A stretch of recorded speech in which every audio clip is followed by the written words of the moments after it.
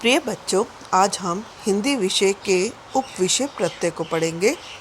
हमने इससे पहले उपसर्ग पढ़ा था, जिसमें मैंने आपको बताया था कि वे शब्दांश जो किसी शब्द के आगे लगकर उसके अर्थ में परिवर्तन लाते हैं वो उपसर्ग कहलाते हैं। किंतु प्रत्यय वे शब्दांश होते हैं जो किसी शब्द के पीछे लगते हैं और उसके अर्थ में परिवर्तन ला देते हैं। जहाँ उपसर्गों के अर्थ होते हैं वहाँ प्रत्यय जो हैं वो निरर्थक होते हैं, अर्थात उनका कोई अर्थ नहीं होता। प्रत्यय, चलिए इसकी परिभाषा को भी जान लेते हैं। शब्दों के अंत में लगाए गए शब्दांश प्रत्यय कहलाते हैं। जैसे मैंने अभी आपको बताया था कि वे शब्दांश जो किसी शब्द के अंत में या पीछे लगते हैं वो प्रत्यय कहलाते हैं। इसे हम उदाहरण के माध्यम से समझ लेते हैं। जैसे मिल धन आवट। अब यहाँ पर मिल जो है वो मूल शब्द है और आवट प्रत्यय है। जब इन दोनों शब्दों का मेल होता है तो हमारे पास नया शब्द आता है मिलावट। इसी तरह से पढ़ धन आकू। पढ़ मूल शब्द है और आकू प्रत्यय है, और जो हमारे पास नया शब्द बना वो बना पढ़ाकू। प्रत्यय के भेद। अब प्रत्यय के भेदों के विषय में भी जान लेते हैं। हिंदी में प्रत्यय के दो भेद हैं, ये हैं कृत प्रत्यय और तद्धित प्रत्यय।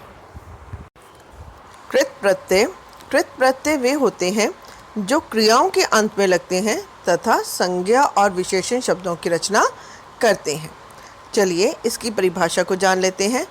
जो प्रत्यय क्रियाओं के अंत में लगकर नए शब्दों का निर्माण करते हैं वे कृत प्रत्यय कहलाते हैं। कृत प्रत्ययों से संज्ञा तथा विशेषण शब्दों की रचना होती है। हम इसे उदाहरणों के माध्यम से समझ लेते हैं।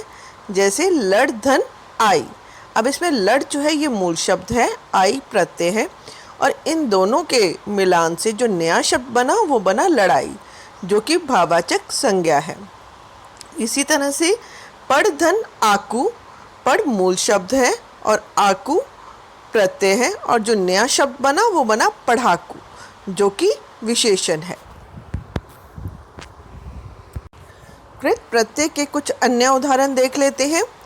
जैसे आई, इससे जो शब्द बन सकते हैं वो बन सकते हैं सुनाई, लड़ाई, लिखाई आदि। इसी तरह से आहट।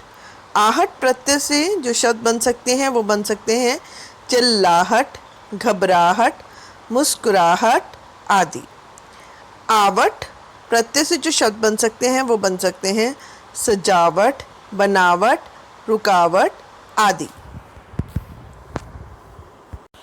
प्रत्यय का दूसरा भेद है तद्धित प्रत्यय। तद्धित प्रत्यय वे शब्द होते हैं, वे शब्दांश होते हैं जो संज्ञा, सर्वनाम या विशेषण शब्दों के अंत में जुड़ते हैं। जबकि जो कृत प्रत्यय हैं वो क्रिया शब्दों के अंत में जुड़ते थे, और जो कि तद्धित प्रत्यय हैं वो संज्ञा, सर्वनाम या विशेषण शब्दों के अंत में जुड़ते हैं। इसकी परिभाषा को जान लेते हैं। संज्ञा, सर्वनाम, विशेषण आदि में जुड़कर बनने वाले प्रत्यय तद्धित प्रत्यय कहलाते हैं। इसको उदाहरण के माध्यम से समझ लेते हैं। सुंदर धन ता। सुंदर जो है ये विशेषण शब्द है, इसके पीछे जो ता लगा है ये प्रत्यय है। इन दोनों को मिलाकर जो नया शब्द बना वो बना सुंदरता। इसी तरह से मित्र धन ता। मित्र संज्ञा शब्द है और ता प्रत्यय है। इन दोनों के मिलान से हमारे पास जो नया शब्द बना वो बना मित्रता। तो इस प्रकार जो तद्धित प्रत्यय हैं वे संज्ञा, सर्वनाम या विशेषण शब्दों के अंत में जुड़कर बनते हैं। तद्धित प्रत्ययों के कुछ अन्य उदाहरण देख लेते हैं। जैसे इनसे बने शब्द हो सकते हैं धोबिन, लोहारिन आदि।